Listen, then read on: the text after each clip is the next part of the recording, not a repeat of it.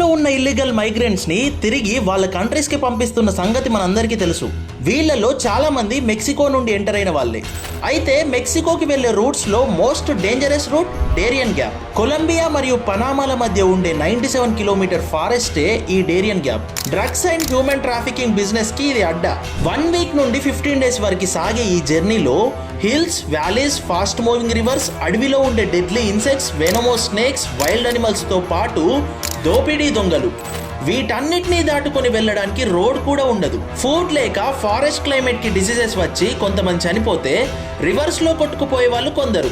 Criminal gangs చేతుల్లో దానామాన ప్రాణాలు వదిలేసిన వాళ్ళు మరికొందరు. 2024లో 3 లక్షలకు పైగా ఈ వే నుండి జర్నీ చేస్తే 55 మంది చనిపోగా 233 మంది అక్కడున్న గ్యాంగ్స్ వల్ల లైంగిక దాడికి గురయ్యారు. వీటన్నిటినీ దాటి యుఎస్ వెళ్ళినా కూడా గవర్నమెంట్ కి తెలియకుండా దొంగతనంగా బ్రతకాలి. అలాంటి వాళ్ళనే ట్రంప్ సర్కార్ ఇప్పుడు రిటర్న్ పంపిస్తోంది. ఈ ఇష్యూ మీద మీ ఒపీనియన్ ని కామెంట్ సెక్షన్ లో మెన్షన్ చేయండి. More trending and interesting topics కోసం వైరల్ బాబాయ్ని సబ్స్క్రైబ్ చేసుకోండి.